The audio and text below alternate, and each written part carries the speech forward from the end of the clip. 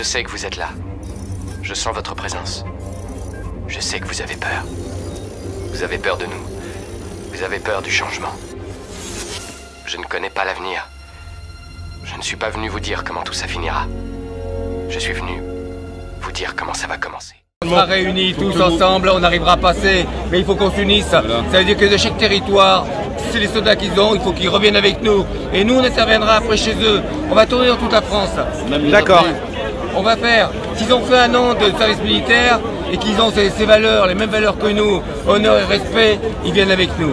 Et on ouvrira. On ouvrira la route. La police ne nous arrêtera pas. On a réuni tout un nombre de militaires. Nous avons réuni des anciens combattants et militaires qui ont gardé leurs valeurs fondamentales du bon militaire. Force, honneur, respect. Ce qui a complètement disparu pour la police, bon, et certains gendarmes aussi qui s'affolent. Ces trois mots définissent la qualité première du savoir-vivre ensemble.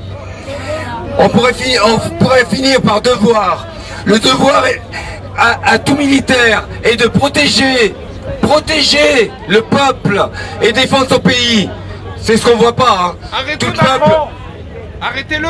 Vous avez le pouvoir de le faire. Il n'y a que vous qui pouvez faire pour l'instant. Oui. Bon, on va l'arrêter, mais vous regardez le nombre qu'on est et le nombre qui sont. D'accord. Pour l'instant, on rassemble. On essaie de rassembler. D'accord. Les copains militaires. On demande que tous les anciens militaires nous rejoignent. Il faut qu'on se rejoigne tous, parce qu'il y a des équipes un peu partout dans toutes les grandes villes. Il faut qu'on s'unisse et qu'on intervienne au même endroit, tous en même temps, tous main dans la main. Et n'oubliez pas, on lâchera pas un frère derrière nous. On ira jusqu'au bout.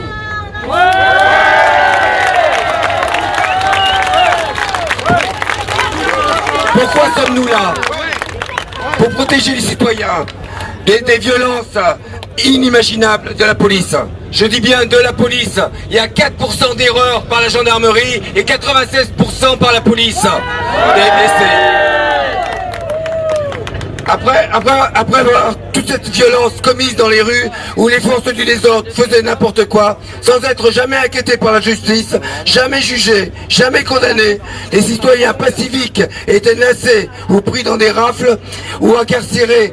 Garde à vue et jugement se multiplient pour les individus vêtus de gilets jaunes.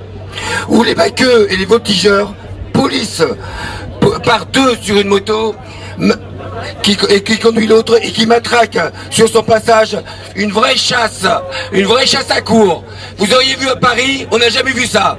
Des motards, hein, frapper les gens, ils tombaient par terre, mais en moto, hein, ils voyaient pas. Ils frappent les proies par violence et plaisir. Ils savaient que de la part des manifestants, il n'y aurait aucune résistance et aucune sanction pénale. Je n'imaginais être revenu en arrière pendant la Deuxième Guerre mondiale, le chapitre du régime du maréchal Pétain, où sa milice faisait la pluie et le beau temps. Je ne vous dirai pas le reste, vous en savez autant que moi. Que faisons-nous pendant les manifestations? Parce qu'on peut dire qu'on fait rien, qu'on fait pas grand-chose, c'est vrai. On est très peu nombreux et on a du mal à agir. Nous sommes tous réunis, coiffés d'un béret. Ça c'est important. On montre l'honneur, le respect de notre arme et ce qu'on avait, ce qui a disparu dans la vie actuelle.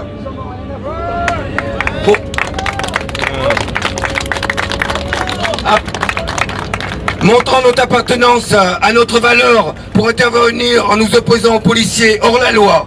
Quand ils lèveront la matraque pour frapper les citoyens qui défilent pacifiquement, ils nous verront et comprendront qu'ils auront une forte opposition de notre part.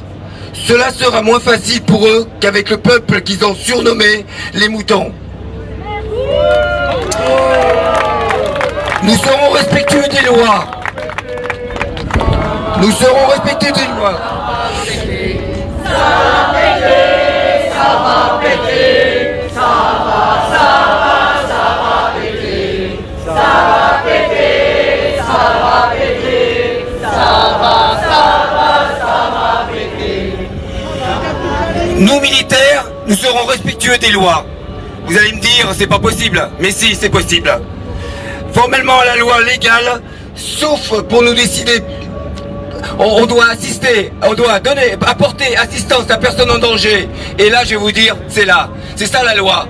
Nous, on est militaires, on interviendra et automatiquement, quand quelqu'un se fera frapper, attention, un pacifique, quelqu'un qui est là pour juste défiler et qui n'envoie pas des bouteilles ou qui frappe pas. Mais je vais vous dire, tous les accidents qu'il y a eu, sur les casseurs, il y a dû avoir 2% sur les 96. Hein, tous les autres, c'est des gens pacifiques. Le tir d'LBD, c'est des gens qui bougeaient pas.